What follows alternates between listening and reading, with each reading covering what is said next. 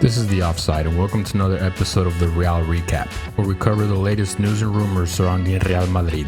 But without further ado, let's get started. Real Madrid took on Real Sociedad in La Liga. There are two notable things that I want to cover on this game. Arda Guler got the start, and it's the first time we got to see him play for a long period of time, and he didn't disappoint. He ended up scoring Madrid's only goal in the game, which the play was started by Tchouaméni switching the play to Carvajal. Carvajal then first touch into the box low and hard found Arda Guler at the back post. That makes it 2 goals for Arda on the season. I like what I see from him so far. The other notable thing was that Eder Militao is back in the starting lineup for the first time since his injury. He had good moments, he had some bad moments as well, but it's just good to have him back and ready to play. But after this game, Madrid had a face-off against Bayern Munich in the Champions League. The game ended in a 2-2 draw, heading into the second leg at the Santiago Bernabeu. Real Madrid opened up the scoring sheet with Vinnie Jr putting away an absolute gem of a pass from Kroos. Tony received the ball and then he instructed Vini on where to make the run. Vini makes the run and then Tony plays one of the most beautiful through balls I've seen in a while, which left Vini 1v1 against Neuer and he puts the goal away. Goal for Madrid. But up to this point, Bayern was dominating the game for a large part of it. But Madrid had one counterattack and it was clinical, so they were up 1-0. Bayern had plenty of opportunity to score early on, but they kept missing. But it took to the second half to tie the game. Leroy Sané received the ball on the right wing, then he cut inside to his strong left foot and he put away an absolute rocket past the keeper. The game didn't stay level for too long as Bayern got a penalty in maybe like 3 or 4 minutes after that goal. Musiala was dribbling by defenders and Lucas Vázquez left the foot and caught him on the shin.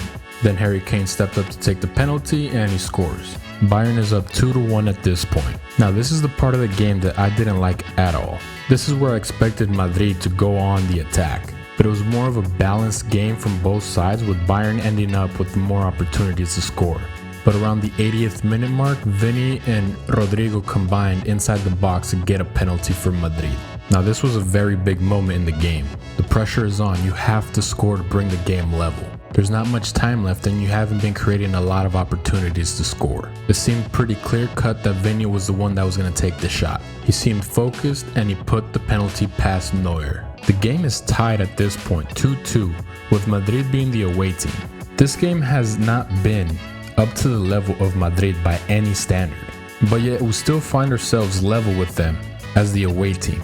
All I gotta say is this level of performance is not gonna cut it the second time around. It doesn't matter if you're at home, this level of performance cannot be it. You have to perform better next time around. But I do have a couple final thoughts that I want to touch on. The entire team looked off from the start. I don't know why, but they did. Honestly, if it wasn't for number 8, Toni Kroos, carrying this team, I don't know where we would have been after the game. He put in one of his best performances I've seen in a long time, which is pretty crazy if you think about it because he always performs at a really high level anyway. But in this game, the man came to play and he came to win. But unfortunately, some of his other teammates didn't really live up to the expectations at Madrid. Now, let's not misconstrue what I'm saying. I'm saying I love all these guys on this team, but the level of performance in this game in particular was not it. You have to perform better.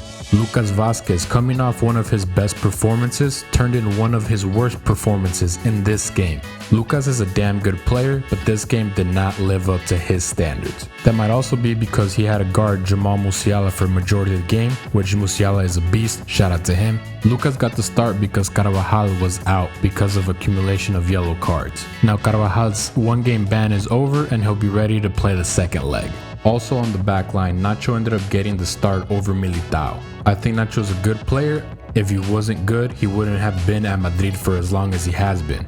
But he seemed inconsistent and indecisive during this game. A lot of times when he touched the ball, I was never sure if it would be good or bad pass being played.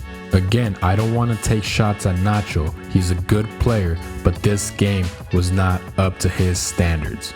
Another player I gotta mention is Jude Bellingham. Now, in my previous video, I had mentioned how good of a player Jude Bellingham is. Anybody that watches him, like actually watches him, not just the highlights, you know he's actually a really damn good player.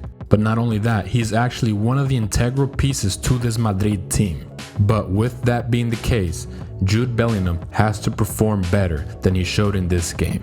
I've heard the reports that Carlo Ancelotti mentioned that Jude Bellingham was actually sick with the virus for the entire week and didn't practice with the team a lot. If that's true, Jude has my respect for not skipping the Champions League semifinals because he's sick.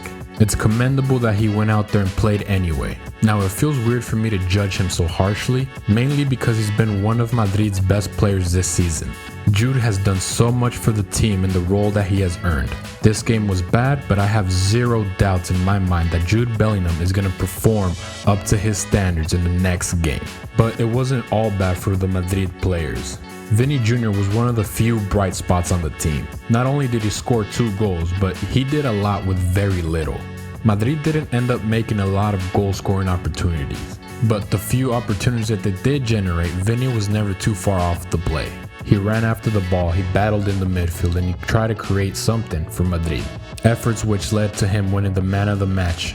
Vini played really well. But now let's take a look at Madrid's upcoming game. Madrid will be playing host to Cádiz in La Liga. Real Madrid are still in first place with 84 points, while Cádiz is in the 18th spot fighting relegation. Madrid is currently 11 points ahead of second place Barcelona. Barcelona have a total of 73 points, but Girona is in third place with 71 points, and both their next games is against each other, so that game could play a big role in Madrid's title run. I hope the situation pans out for Madrid to win La Liga as soon as possible, so then the sole focus of the rest of the season is to win the Champions League. But that's all I got for now. Thank you guys for watching. Don't forget to like, comment, and subscribe, and like always, a la Madrid.